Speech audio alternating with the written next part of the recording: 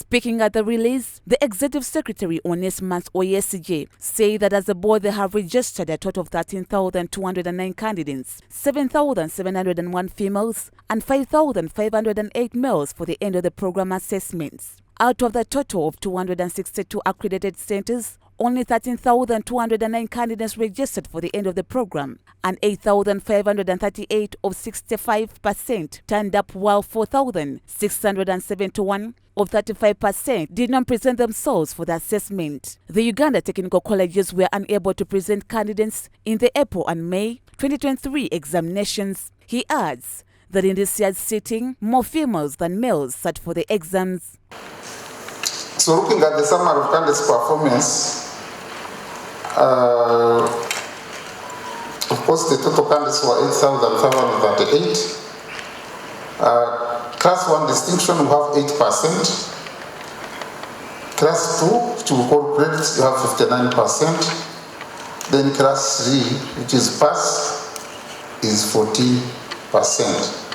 Generally, out of 8,538 candidates who sat for examinations, 6,913 candidates, which is 81%, successfully acquired all competencies in their respective trades.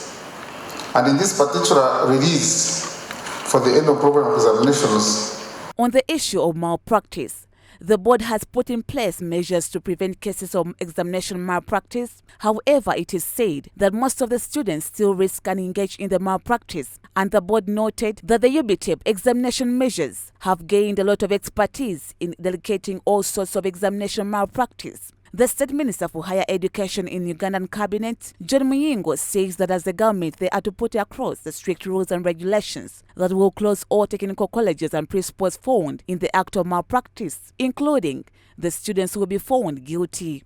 I, however, would like to state very strongly that this is a very bad vice. It's unacceptable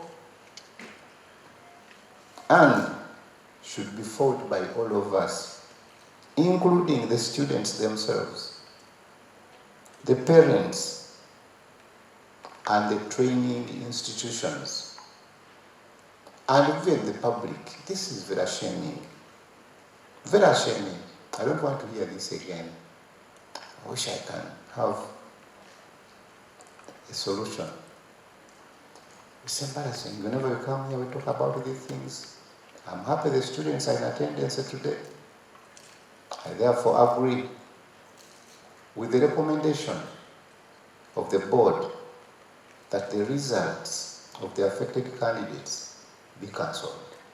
Minister Muyingo was overwhelmed to see the number of females more than the males, and he says that the increased access of technical training in Uganda will solve the problem of unemployment amongst the youths, since they have gained the skills that will help them to start up their own careers rather than relying on white-collar jobs. During the review of the National Development Plan 3, delivery and assessment of modular TVET was reprioritized to emphasize the need for the youth to acquire skills for employability.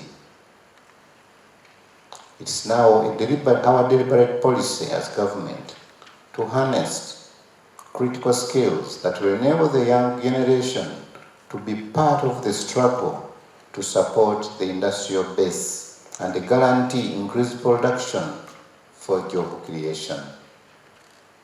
The management of UBTEB should be applauded for fast-tracking the TVET reforms and their implementation in order to deliver the body's mandate. Thank you. Dr. Mugisha Silva, the board chairperson UBTEB, appealed to the government of Uganda to fund the technical vocational education and the training which is undergoing construction, such that they can be able to have permanent places for the trainees and also strengthen other areas of learning to be able to boost the technical vocational sector. Construction of UBTEB Assessment Center project. And Honourable Minister, this message also goes to my good friend Honourable Itungu, who is on the Committee of Education and Sports.